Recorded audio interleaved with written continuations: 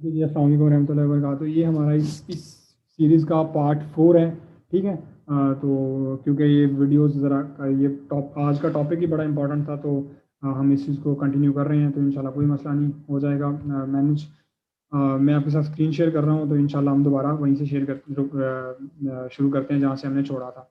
तो हम यहाँ पर थे कि हमने 2021 के रिव्यूज़ काउंट करने थे, तो जो 2021 के रिव्यूज़ थे, मैं दोबारा जाता हूँ हमारे सेलर सेंटर के, यानी कि जो हमारे लॉगिन पेज है उसके ऊपर दराज का, तो यहाँ पर नज़र आ रहा है मुझे। चलो जी, ये नज़र आ गया, क्योंकि एक में होते हैं 5 8 40 40 और 2 42, तो 42 रिव्यूज़ हैं इस बंदे के पास। मैंने किस तरह काउंट किए कि मैंने टैब करता रहा, मैं यहाँ पर आता रहा। एक ये वाला जो फेस होता है, एक वाला जो टैब है, इसके अंदर 5 रिव्यूज़ होते हैं।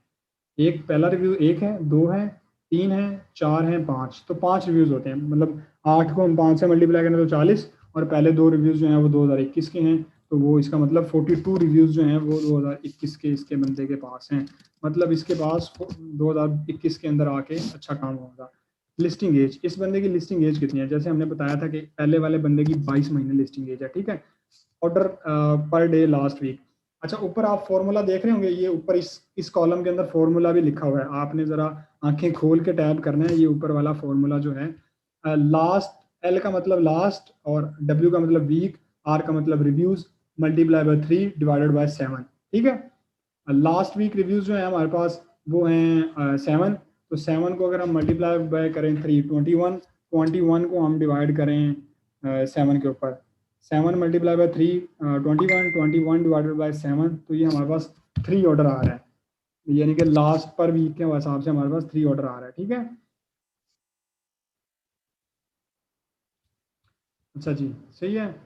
इसके अलावा यहाँ पर फॉर्मूलाज चेंज होते जा रहे हैं, आप खुद देखते जाएं। दूसरा फॉर्मूला क्या है कि 2 का मतलब second last week reviews multiply by 4। Second last week में हमारे पास 6 रिव्यूज थे, 6 मल्टीप्लाई बाय 4 डिवाइडेड बाय 7, तो ये 24 बनता है। 1 minute, 6 multiply by 4 divided by 7, तो ये 3.4, यानी कि हमारे पास तकरीबन, हम ऑलमोस्ट इसे 4 काउंट कर लेते हैं कि 4 रिव्यूज़ हैं। आगे फिर थर्ड लास्ट वीक रिव्यूज़, 3 का मतलब third last week reviews. Third last week reviews हमारे पास एक रिव्यू है, एक को मल्टीप्लाई करें 5 से, तो एक को मल्टीप्लाई करेंगे 5 से, डिवाइड कर देंगे 7 के ऊपर, तो 1 मल्टीप्लाई बाय 5 डिवाइडेड बाय 7, तो हमारे पास तकरीबन डेली का एक ऑर्डर बनता है। रफली ये थोड़ा कम बनता है, लेकिन मैंने एक, क्योंकि मैंने अराउंड अबाउट करके बना रहा हूँ। तो जो टोटल ऑर्डर हमारे पास बने, टोटल ऑर्डर को हमें कितना काउंट करना है? Order per day, order per day, जो लास्ट वीक के ऑर्डर्स हैं उनको हमने 30 से मल्टीप्लाई करना है और लिस्टिंग एज से मल्टीप्लाई कर देना है। ठीक है, बड़ा सिंपल है। जो लास्ट वीक के अंदर हमारे पर डे ऑर्डर आए थे 3, ये जो हमारा पर डे ऑर्डर आ रहा है 3 आ रहा है लास्ट वीक। रिमेंबर, यहाँ पर लास्ट वीक जो हमारा लास्ट वीक है उससे मल्टीप्लाई करना है। ये पहले वाला लास्ट वीक है, फिर सेकंड लास्ट वीक है, फिर थर्ड लास्ट वीक है। तो जो पहले वाला लास्ट वीक है उसको हमने 3, हमारा पर डे ऑर्डर आ रहा है 3 मल्टीप्लाई बाय 30, और क्योंकि एक एक महीने में 30 दिन होते हैं, तो लिस्टिंग एज आ जाएगा 3, 3 मल्टीप्लाई बाय 30, और लिस्टिंग एज है 22 multiply by 22, 3 multiply by 30 multiply by 22। इस बंदे ने अभी तक तकरीबन, नहीं, ये बहुत ज़्यादा है, ये बहुत ज़्यादा है इसका, ये फॉर्मूला नहीं ठीक बनेगा यहाँ पर, ये बहुत गलत रेशो आएगी इस ऑर्डर की। No, no, no, no, no,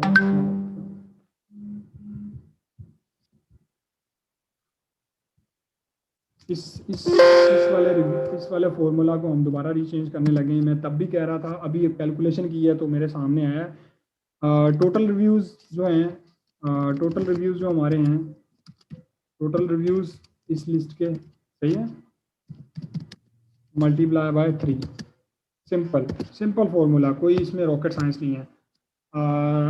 जो हमारी इस लिस्ट के टोटल रिव्यूज़ हैं, यानी कि इस बंदे के जो टोटल रिव्यूज़ हैं मल्टीप्लाई बाय 3, सिंपल, आसान हल है, बहुत आसान ऑर्डर आएंगे।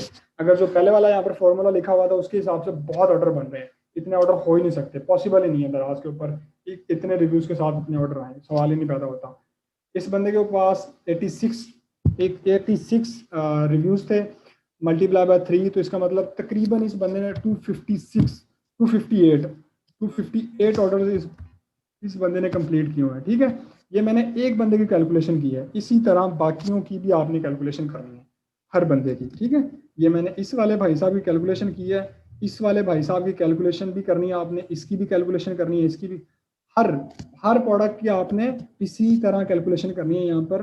जैसे ये वाला मैंने एक कॉलम फिल किया है, इसी तरह 10 के 10 लोगों के लिए आपने कॉलम फिल करनी है। ये वाले हर बंदे ने जो प्रोडक्ट करनी होती है वो इसी हिसाब से करनी होती है। ठीक है, तो ये चीज़ है। ठीक हो गया जी। तो एक तो ये हमारे पास चीज़ आ गई जनाबे वाला। अच्छा जी, ये शीट हमारी मुकम्मल हो गई है, हमने कंप्लीट कर दी है, कंप्लीट फिल कर दी है। इसी तरह आपने ये सारी शीट फिल कर देनी है। ओके जी, वेल डन। अगला जो हमारा लास्ट शीट है वो है इन्वेंट्री ट्रैकिंग। इन्वेंट्री ट्रैकिंग के अंदर क्या आता है जनाबे वाला? इन्वेंट्री ट्रैकिंग के अंदर पहले प्रोडक्ट का नाम है। मिसाल के तौर पे मेरी जो पहली प्रोडक्ट है उसका नाम मैंने ये वाला है, मैंने पूरा नाम ही कॉपी कर लिया। ठीक है जी, मैंने पूरा नाम कॉपी किया और इसके बाद वो कहता है डे 1 का स्टॉक कितना है। अब मैंने इसका स्टॉक किस तरह चेक करना है? स्टॉक चेक करने के बहुत सारे मेथड हैं। मेरा रिकमेंडेड मेथड ये है कि आप कंट्रोल यू करें, कंट्रोल प्लस यू। तो जब आप कंट्रोल प्लस यू करेंगे तो कंट्रोल एफ करें, आप इसके ऊपर लिखें स्टॉक। तो ये थोड़ा टाइम लेगा, हर सिस्टम के ऊपर डिपेंड करता है कितना टाइम लेता है।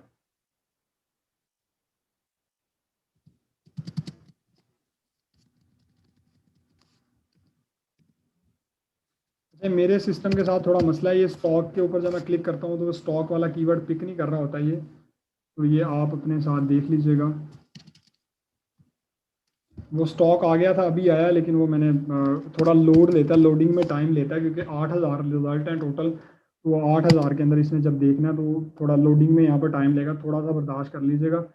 ये स्टॉक के जो रिजल्ट आते हैं ये मैक्सिमम कोई 10-15 रिजल्ट आते हैं, आपने देखा 15 रिजल्ट आए हैं। ठीक है, मैंने स्टॉक के ऊपर मैं गया, मैं टैब करता रहूँगा।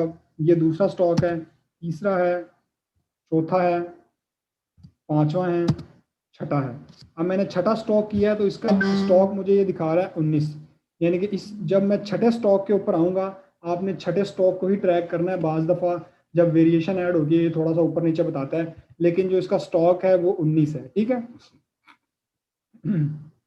जो इसका स्टॉक है वो 19 है। तो ओके जी, मुझे पता चल गया इसका डे 1 का जो स्टॉक है वो 19 है। इसी तरह मैंने अगले बंदे का भी फाइंड करना है। लेट्स सपोज मैं अगले बंदे का भी फाइंड कर ही लेता हूँ, अभी कोई मसला नहीं है।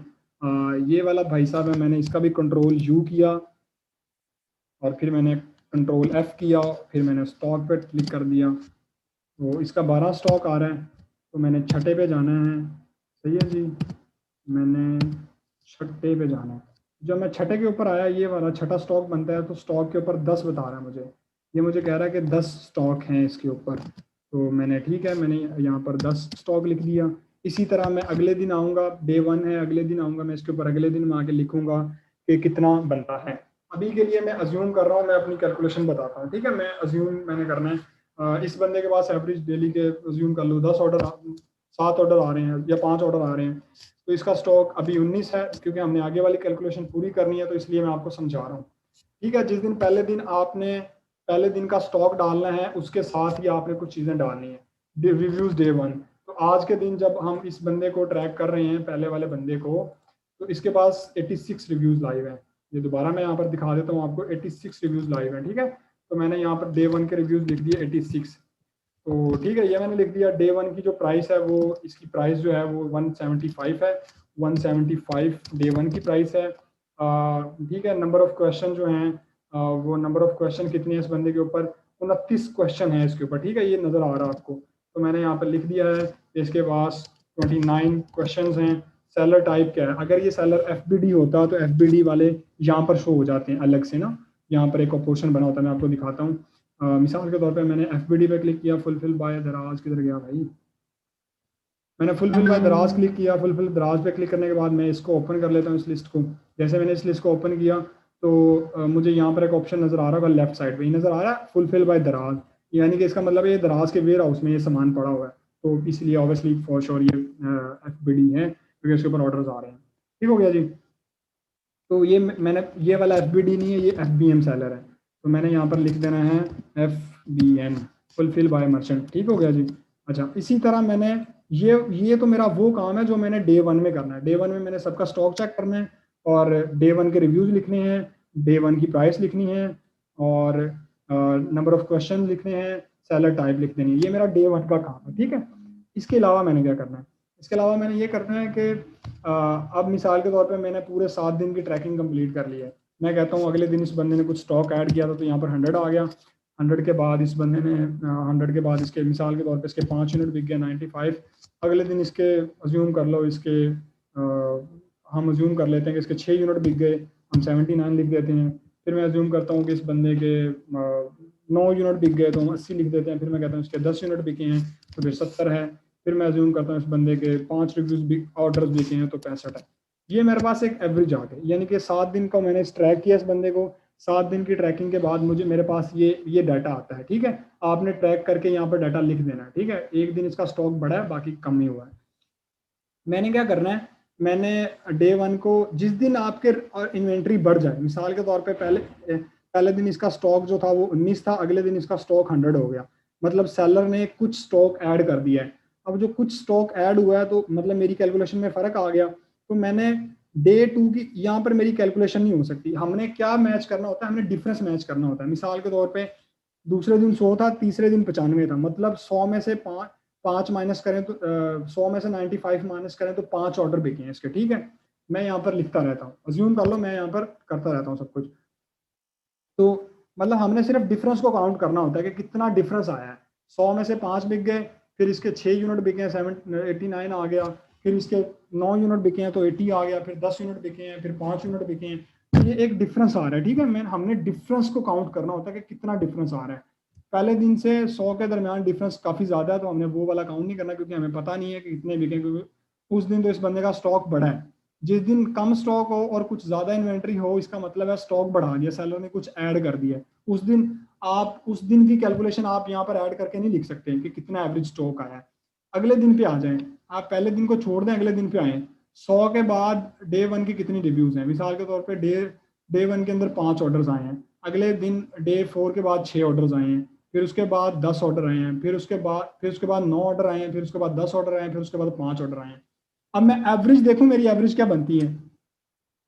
19 में से 19 में से यानी 19 में कुछ ऐड हुआ है तो वो 100 हो गया। अब मैंने, क्योंकि मेरे पास कैलकुलेशन नहीं है कितने ऐड हुए हैं तो मुझे नहीं पता, ये वाला दिन मेरा खाली जाएगा। अब दूसरे दिन मैं देखता हूँ, दूसरे दिन 100 में से 95 गए हैं, ठीक है।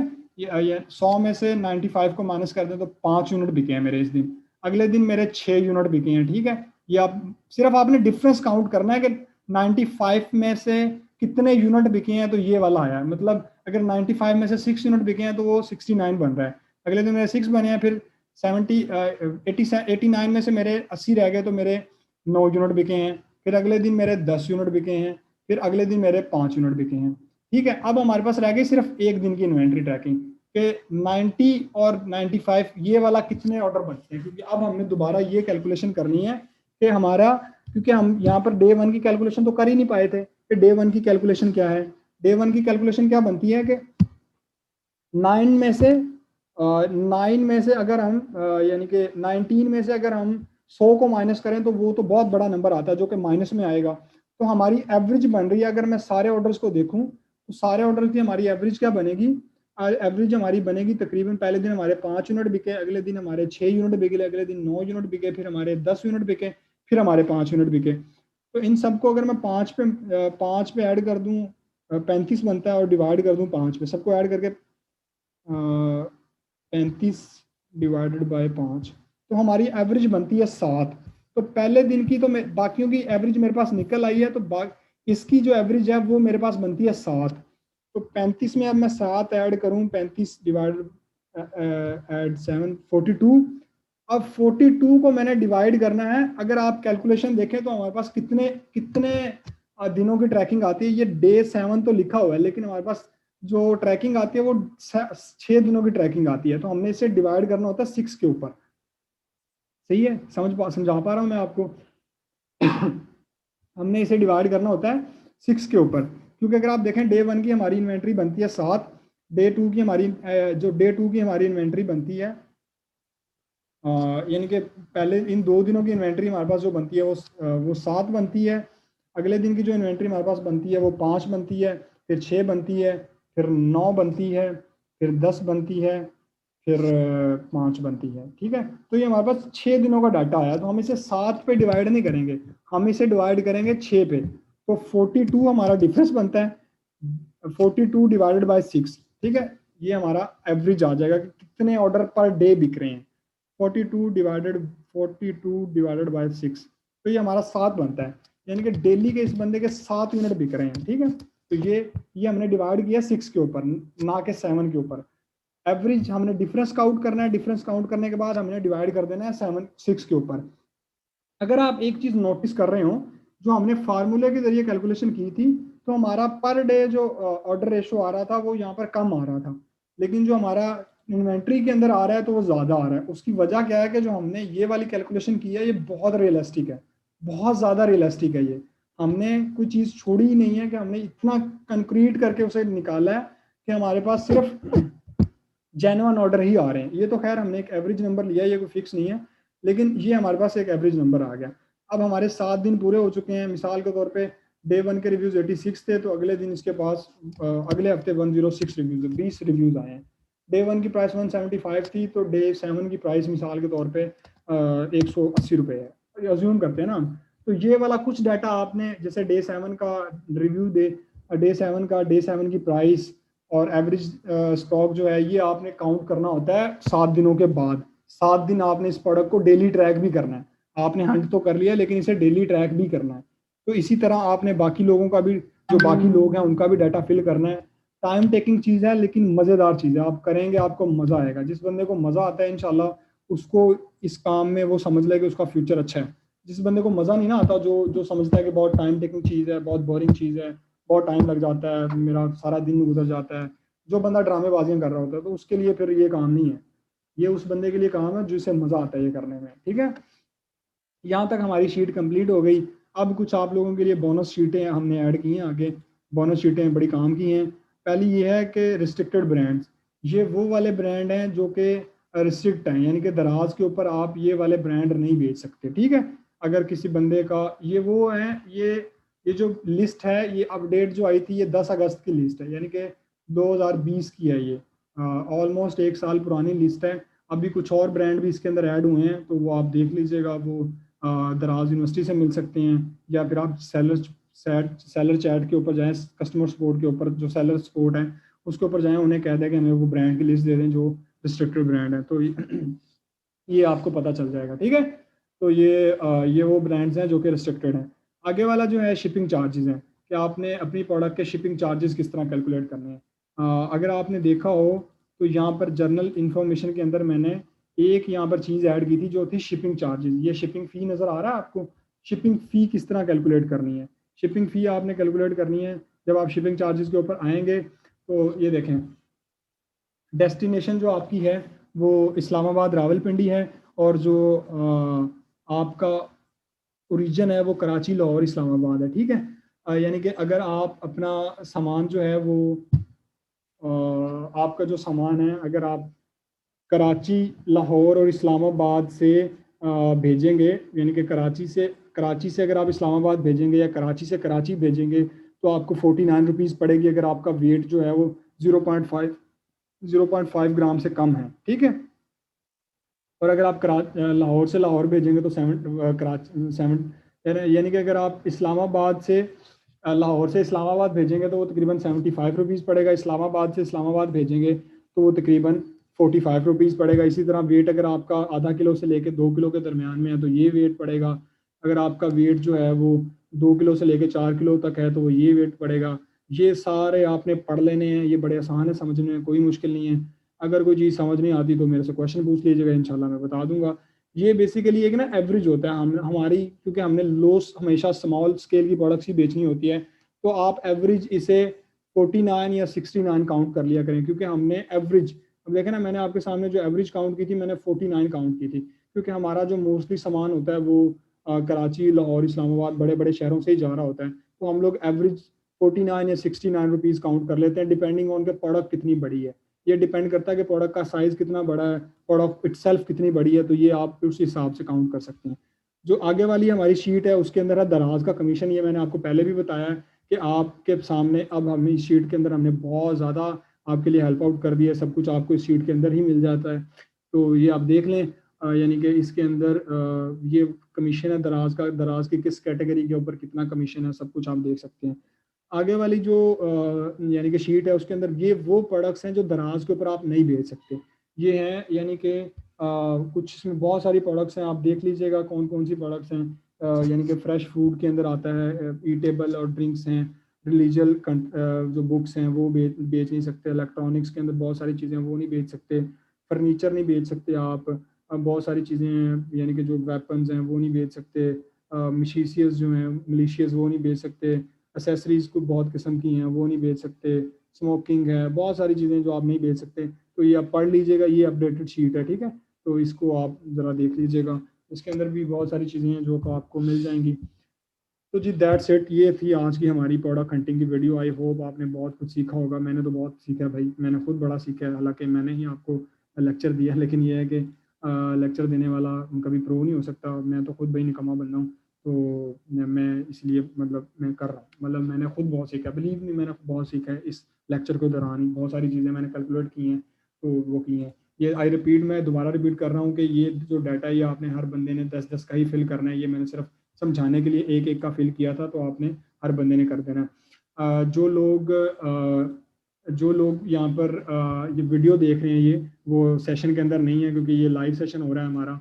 जो इस सेशन के अंदर नहीं है उन सबसे मेरी गुजारिश है वो ये करें कि आप मुझे फेसबुक के ऊपर फॉलो कर लें, वकार रफ़ीक के नाम से। हम जो हमारा कंपनी का पेज है क्रिएटर बीज, आप उसे फॉलो कर लें। उसके ऊपर आप अपने क्वेश्चन पूछ सकते हैं, और ग्रुप हैं जो एक्सट्रीम कॉमर्स है, इनेबलर है, बड़े-बड़े जो ग्रुप हैं वो सारे ग्रुप्स आप देख लीजिएगा। उनके अंदर इंशाल्लाह मैं आपको एक्टिव मिलूँगा, तो वहाँ पर आप अपने क्वेश्चंस पूछ सकते हैं। तो ये आज का हमारा सेशन था जी। इंशाल्लाह आपको उम्मीद है बहुत सारी हेल्प आउट हुई होगी। इंशाल्लाह अगर आपको कोई क्वेश्चन हो तो ज़रूर याद कीजिएगा। बहुत शुक्रिया आपका।